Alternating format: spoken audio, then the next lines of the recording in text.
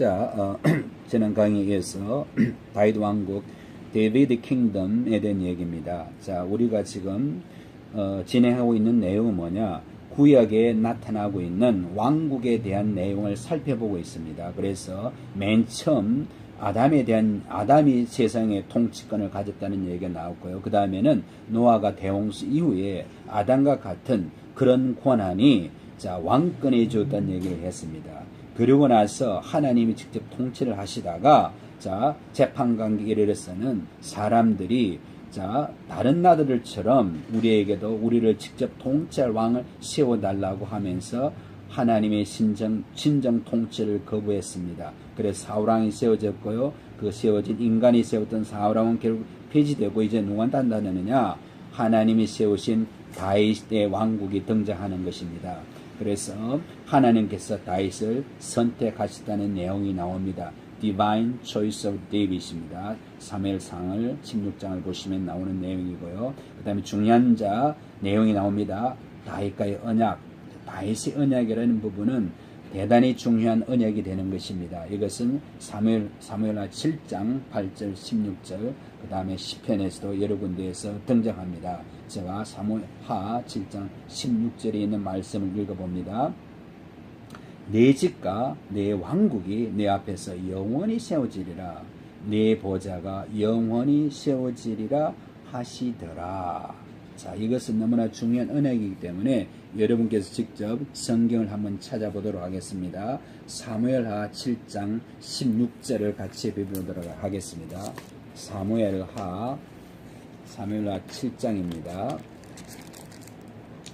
자, 사무엘하 열왕기 앞쪽에 있습니다. 열왕기서 앞쪽 사무엘하 7장 16절을 읽습니다.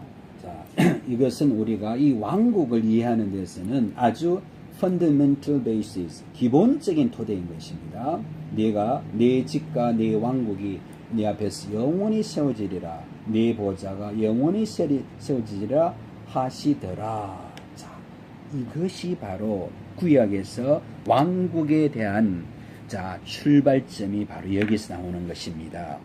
실제적으로 아담 노아는 왕권을 행사했지만은 성경사에는 왕이라는 단어를 쓰진 않았습니다. 그러나 다윗은 이제 정치 왕으로서 유다와 이스라엘을 두 왕국을 통치하는 실질적인 통치권자로 등장했던 것입니다. 그래서 그 다윗에게 하나님이 언약을 세우는 것입니다. 그 언약은 뭐냐?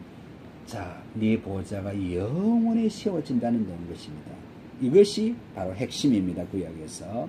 다음에 다른 말씀들을 보면 시편 89장 4절에도 네가 내 씨를 영원히 견고하게 세울 것이요 네 보좌를 모든 세대에 세우리라 이렇게 말하고 있습니다.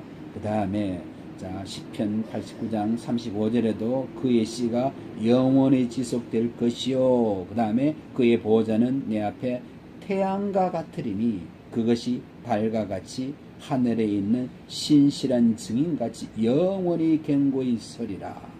이렇게 수차례에 걸쳐서 다윗의 언약을 확인해 주고 있습니다.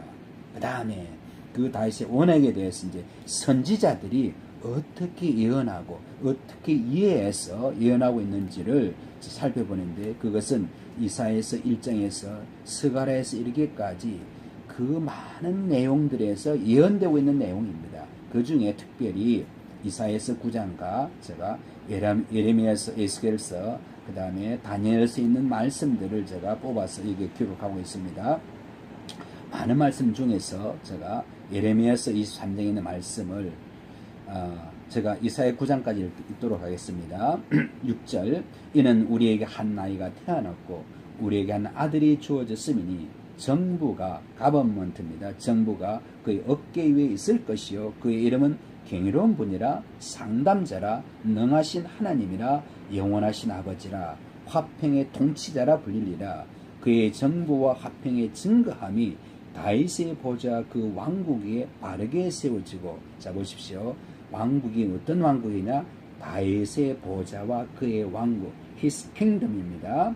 지금부터 영원까지 공의와 정의로 그것을 굳게 세우는데 끝이 없으리라. 만군의 주의 열성이 이것을 실행하리라. 주님이 하신 말씀입니다. 그렇기 때문에 그대로 실행이 된다는 것입니다.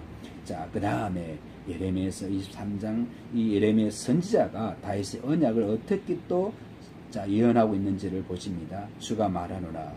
보라, 그날들이 오리니 내가 다윗에게 한 어려운 가지를 일으키리니 한 왕이 치리하고 번성하여 지상에서 공의와 정의를 실행하리라.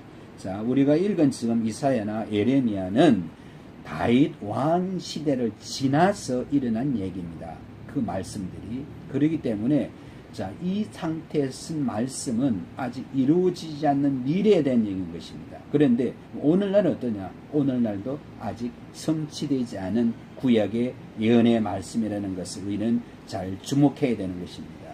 그리고 마찬가지로 에스겔서 34장에도 24절에 보시면은 나 주는 그들의 하나님이 되고 내 종 다윗은 그들의 가운데 통치자가 되리라.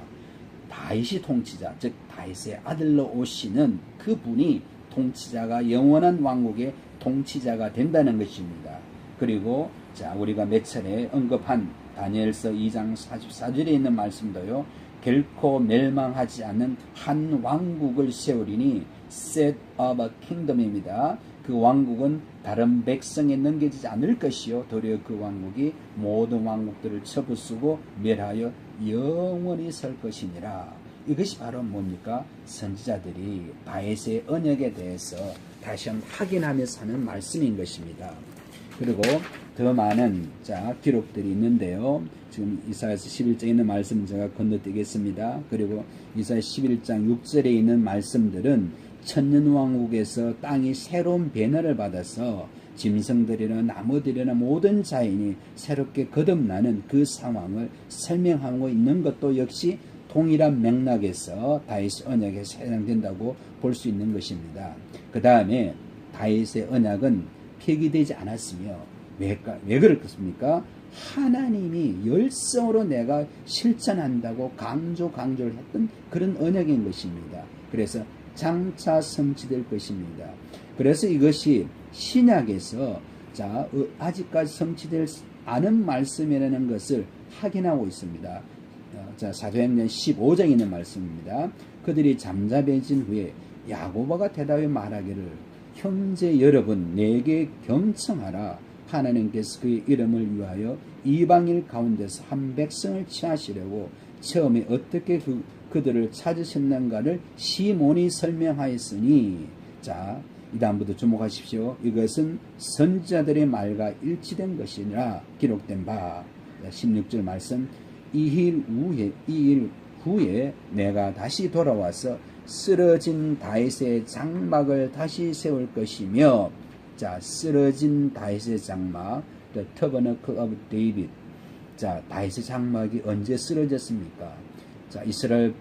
이스라엘 백성들이 바벨론의 포로가 되어서 70년을 살 때 그때부터 포로가 되는 그 시점부터 다윗의 장막이 쓰러졌던 것입니다. 그런데 그 장막을 다시 세우신다는 것입니다. 그런데 그 쓰러진 장막은 예수님의 초림 때에도 세워지지 않았기 때문에 지금 사도행전 14장에서 이 말씀을 기록하고 있는 것입니다. 그렇기 때문에 다윗의 장막이 세워진다는 뜻은 무엇입니까? 장차 미래에 이루어질 것이라는 것입니다. 이것이 바로 우리가 주목해야 된다는 것입니다. 이것은 바로 하늘의 왕국, The Kingdom of Heaven이 설립된다는 것을 말씀하고 있는 것입니다.